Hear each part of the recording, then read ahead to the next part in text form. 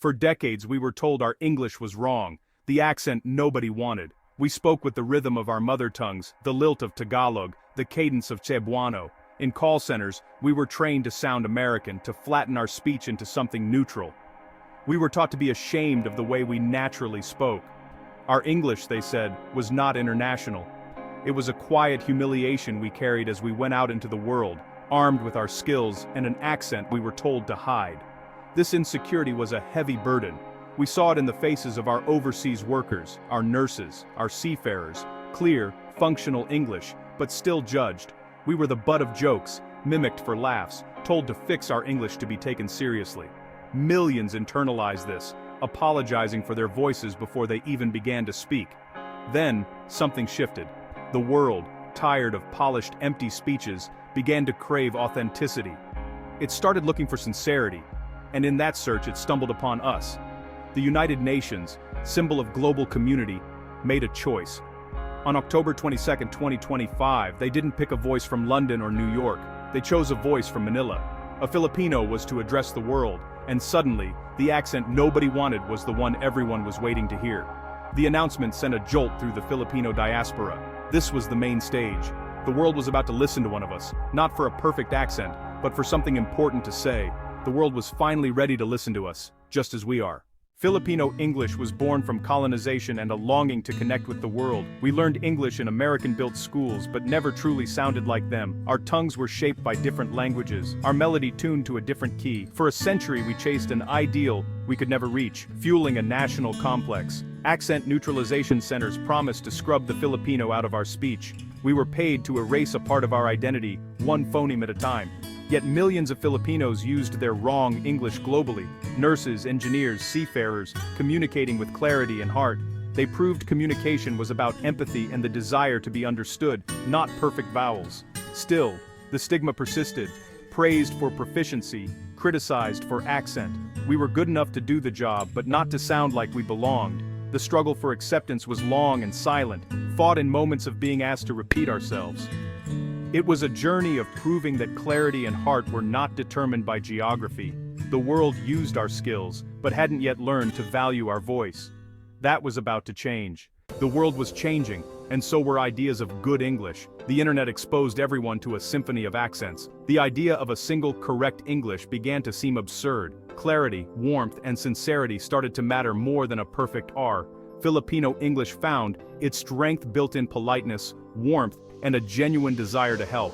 Our ma'am and sir became signs of respect, our relational style a strength. These qualities were now assets in a globalized workplace.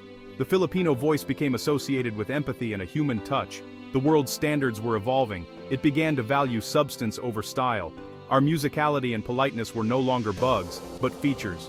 The stage was set for a bigger moment, a global recognition long overdue. The world was finally ready for a Filipino voice to take the lead. The selection of Dr. Aris de la Cruz as keynote speaker for the UN's Global Development Summit was a quiet bombshell. He was a respected sociologist from the University of the Philippines, known for grassroots economic models. He spoke English with a clear, unapologetic Filipino accent. The UN's reasoning was simple. They wanted a voice that spoke for the powerless, not just the powerful. They listened to Dr. de la Cruz's lectures and heard not just data, but the people behind the data. That was the voice the world needed to hear. The news created a wave of excitement and anxiety back home. Old insecurities crept in. Would they understand him? Would his accent get in the way? His speech felt like a referendum on every Filipino ever told their English wasn't good enough. Dr. de la Cruz, however, was unfazed.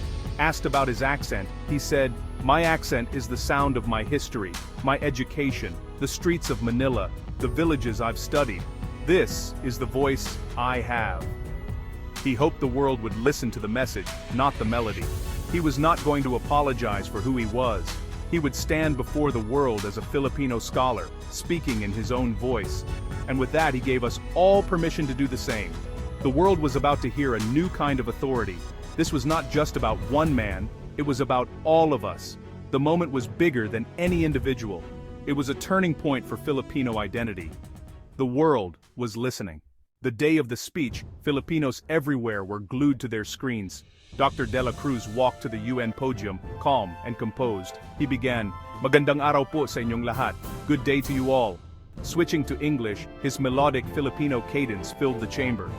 He spoke of a fisherman in Palawan, a weaver in Mindanao, a street vendor in Cebu. Simple words, complex ideas, community, dignity, sustainable progress. No grand flourishes, just clarity, conviction, and empathy. As he spoke, the focus shifted from his accent to his message. The world was captivated by his stories and passion. His Filipino accent became part of the message, the sound of the global South speaking for itself. For 15 minutes, the world listened, rapt. When he finished, there was a moment of silence, then thunderous applause. It was a standing ovation for a powerful idea. A voice from the developing world could lead the global conversation. On social media, Jer's Filipino voice trended worldwide. People praised the speech for its clarity, power, and humanity. The critics were silenced. The world had not just understood him, it had been moved by him. The Filipino voice had arrived. It was a moment of validation.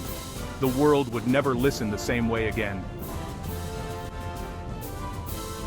That standing ovation was for more than just one man. It was a moment of collective vindication for millions of Filipinos, for every nurse, call center agent, teacher, and worker who had ever been mocked for their accent. As the world applauded Dr. De La Cruz, it felt like they were applauding all of us. The emotional impact was immediate and profound. We saw ourselves in him, our families, our friends, our teachers. He sounded like us, and he had been honored on the world's highest stage. The feeling was not just pride, but a deep sense of belonging. We were no longer on the periphery. We were part of the global conversation as ourselves. Our Filipino voice was finally, unequivocally, international. This was a victory for diversity and pluralism. Dr. De La Cruz's speech showed that global English is a tapestry of accents and histories. The UN's choice sent a message. Every accent is valid. Every voice deserves to be heard. The old hierarchies of language were challenged. The value of a message lies in its substance and sincerity, not its accent. The world's standards had adapted to us. Our natural way of speaking was an asset, a symbol of our unique identity. This was a win for anyone who had ever been made to feel their voice wasn't good enough. Dr. De La Cruz's speech marked the rise of Philippine English as a respected variety of world English, no longer a developing version, but a fully formed expressive medium for global communication. Linguists pointed to the speech as proof that impact isn't tied to a specific accent. Philippine English was now analyzed for its strengths, not its errors. Conference organizers began seeking Filipino speakers for their clarity and warmth. A Filipino accent became a desirable quality, authentic, empathetic, and engaging. More Filipino experts were invited to global forums, not in spite of their accent, but because of it. Philippine English appeared in media and academia as a major branch of the global linguistic tree. Language materials included it as a valid model for learners. The idea that one had to sound American or British was finally being dismantled. English was recognized as a global language, belonging to everyone who spoke it. Diversity in language was now a strength, not a weakness. The impact of that speech rippled through Filipino society. National confidence surged. Young Filipinos saw a new role model. The My Filipino voice trended as people celebrated their natural accents. Language schools shifted from accent neutralization to accent appreciation. Companies dropped neutral accent requirements, focusing on clarity and empathy. Overseas Filipino workers noticed a new respect and willingness to listen. They became cultural ambassadors, not just workers. The pride was palpable in communities worldwide. The event sparked a global conversation about linguistic diversity. Other non-native English speakers felt empowered by the Filipino example. Dr. De La Cruz's speech became a symbol of hope for all who spoke English with their own music. The future of global communication was about authenticity, not uniformity. The world was becoming a more inclusive, interesting place to listen to. The Filipino voice had changed the conversation. The story of Filipino English is about identity, dignity, and the power of the human heart. For years we believed our voice was a disadvantage. Dr. De La Cruz's speech proved otherwise. Our voice, with its unique melody and warmth, is our greatest strength. It is the sound of empathy, of connection, of understanding. The world now listens for clarity, sincerity, and compassion, our trademarks. The Filipino voice is a symbol of a new kind of power understanding, not dominance. It is the voice you want in a crisis, the voice that builds bridges. Authenticity is more powerful than perfection. The Filipino accent, once a mark of the other, is now a mark of the authentic. It carries our story of resilience and shared humanity. The legacy of that day. Speak with your own voice. Tell your own story. The world is not just ready to listen. It is waiting for the sound of a Filipino voice.